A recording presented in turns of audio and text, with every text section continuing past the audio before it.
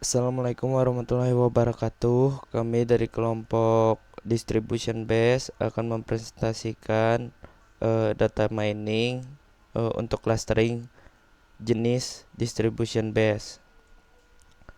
Untuk kelompok di sini ada Agustian Dwi Putra dengan NPM 152 dan ada Rory Putra dengan NPM 153, Rafli Irsa NPM 162, dan ada Muhammad Maulana dengan NPM 151, ada Muhammad Raihan dengan NPM 157, dan ada Raka Chandra dengan NPM 161. Distribution base. Metode pengelompokan ini didasarkan pada distribusi data dalam ruang fitur. Ini berbeda dengan metode pengelompokan berbasis jarak seperti K-means. Algoritma distribusi berusaha untuk memodelkan distribusi probabilitas data dan kemudian menentukan pengelompokan berdasarkan distribusi tersebut. Untuk selanjutnya akan dijelaskan oleh Agustian. Gaussian Mixture Models atau GMM. GMM adalah bentuk khusus dari distribusi berbasis model yang umum digunakan. GMM mengasumsikan bahwa data yang dihasilkan oleh beberapa distribusi normal Gaussian yang berbeda dengan berbagai parameter. Dengan kata lain, setiap kelompok data dianggap dihasilkan oleh distribusi Gaussian. Next, selanjutnya akan dibacakan oleh Maulana. Untuk selanjutnya yaitu GMM di sini memiliki fungsi keanggotaan untuk setiap kelompok data yang menunjukkan sejauh mana suatu data masuk ke dalam kelompok tersebut. Parameter model di sini yaitu parameter utama dalam GMM yang melibatkan rata-rata, kovariansi, dan bobot setiap distribusi Gaussian. Selanjutnya akan dijelaskan oleh Raka Chandra.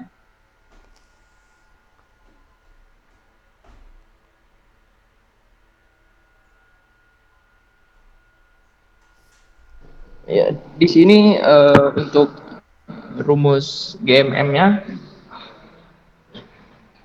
bentar, mana sih PPT? Untuk rumus GMM ada beberapa komponen, yaitu fungsi keanggotaan dan parameter model. Nah, untuk rumusnya bisa dilihat di bawah ini. Oke, bisa lanjut. Ada juga proses estimasi dalam GMM. GMM dapat diestimasi menggunakan metode ekspektasi maksimisasi dalam kurung expectation maximization untuk mengoptimalkan parameter dan mengidentifikasi pengelompokan yang tepat. Bisa dilihat di kanannya, dalam GMM itu ada inisialisasi parameter, S-step, M-step, dan iterasi hingga konvergensi. Next.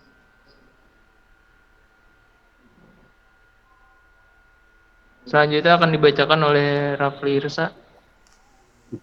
Kelebihan distribution based menangani data yang tidak teratur, cocok untuk data yang tidak mengikuti struktur geometris tertentu atau tidak memiliki bentuk kelompok yang jelas.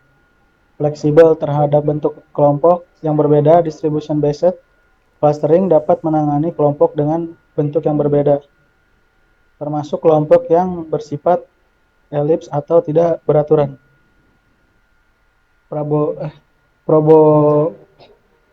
Probabilistik memberikan estimasi probabilistik keanggotaan setiap titik data ke dalam kelompok yang dapat memberikan wawasan tambahan tentang ketidakpastian dalam pengelompokan.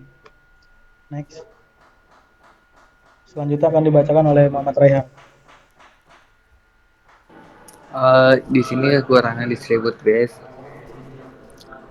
sensitif. Yang pertama itu sensitif terhadap inisialisasi.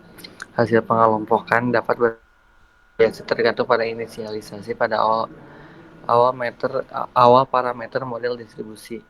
Yang kedua itu komputasi yang mahal.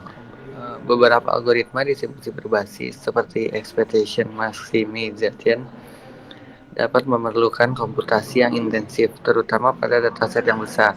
Yang ketiga, kesulitan dalam menangani data besar dan dimensi tinggi. Algoritma distribusi berbasis cenderung memiliki kinerja yang menurun pada dataset yang besar dan berdimensi tinggi. Yang keempat itu terbatas untuk distribusi tertentu. Beberapa metode distribusi berbasis mungkin hanya cocok untuk distribusi tertentu seperti distribusi normal dan mungkin tidak efektif untuk distribusi yang sangat asimetris atau memiliki karakteristik khusus lainnya. Dan yang terakhir, kelebihan dan kekurangan distribusi. Base clustering harus dipertimbangkan berdasarkan karakteristik data yang dihadapi dan tujuan analisis. Memilih metode pengelompokan yang sesuai dengan sifat data dapat menghasilkan hasil yang lebih baik. Lanjut.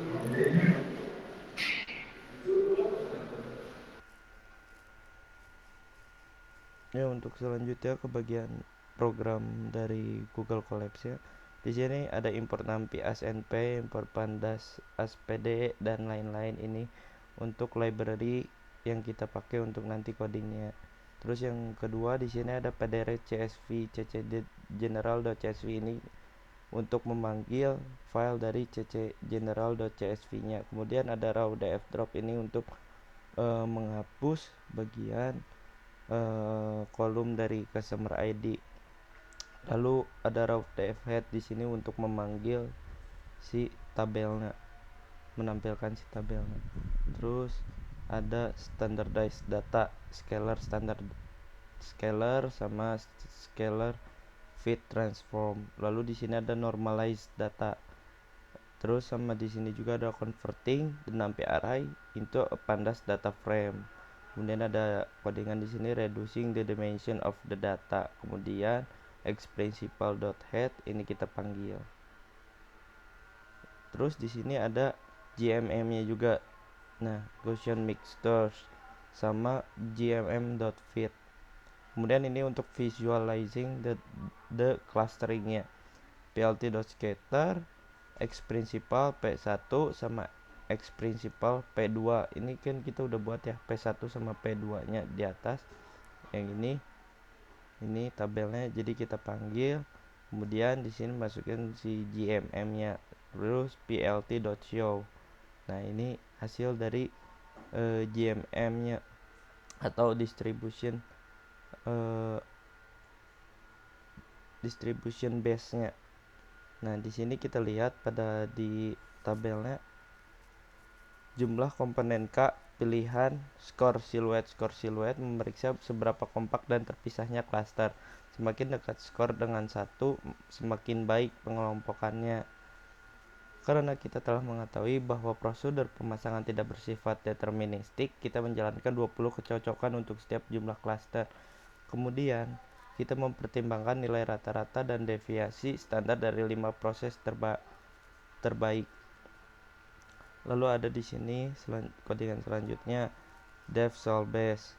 Terus kita return the set of X configuration with the shorter distance. Terus di sini ini untuk clusteringnya.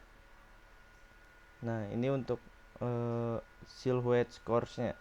Nah, jarak antar GMM di sini kami membentuk dua kumpulan data masing-masing dengan setengah jumlah data yang dipilih secara acak. Kami kemudian akan memeriksa seberapa mirip GMM yang dilatih pada kedua set.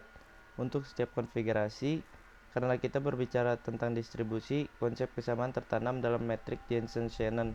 Semakin kecil jarak GS antara kedua GMM, semakin besar kesepakatan GMM mengenai cara menyesuaikan data. Semakin rendah jaraknya, semakin baik klasternya. Jadi ini kita lihat dari hasil dari silhouette scores-nya. Nah, kemudian kita running program GMM.js-nya. Terus di sini kita lihat. Nah, di sini untuk nampilin distance between train and test GMMS. Kriteria ini memberi kita perkiraan seberapa bagus GMM dalam memprediksi data yang sebenarnya kita miliki. Semakin rendah BIC-nya, semakin baik model tersebut dalam memprediksi data yang kita miliki. Untuk menghindari overfitting, teknik ini memberikan penalti pada model dengan jumlah klaster yang banyak. Jadi ini kelihatan ya dari grafik ini. Lalu di sini ada BIC scores juga. Nah, di sini berdasarkan kriteria ini, semakin besar jumlah klaster maka model tersebut akan semakin baik. Artinya penalti yang diberikan kriteria BIC pada model kompleks tidak menyelamatkan kita dari overfit. Kita dapat memperhatikan dua hal. Yang pertama adalah kurvanya yang terbilang mulus dan monoton.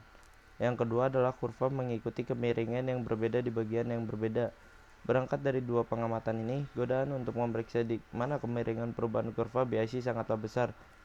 Nah, secara teknis kita harus menghitung gradien kurva skor BIC secara intuitif. Konsep gradien sederhana: jika dua titik berurutan mempunyai nilai yang sama, gradiennya adalah 0. Jika keduanya mempunyai nilai berbeda, gradiennya bisa menjadi 80 negatif.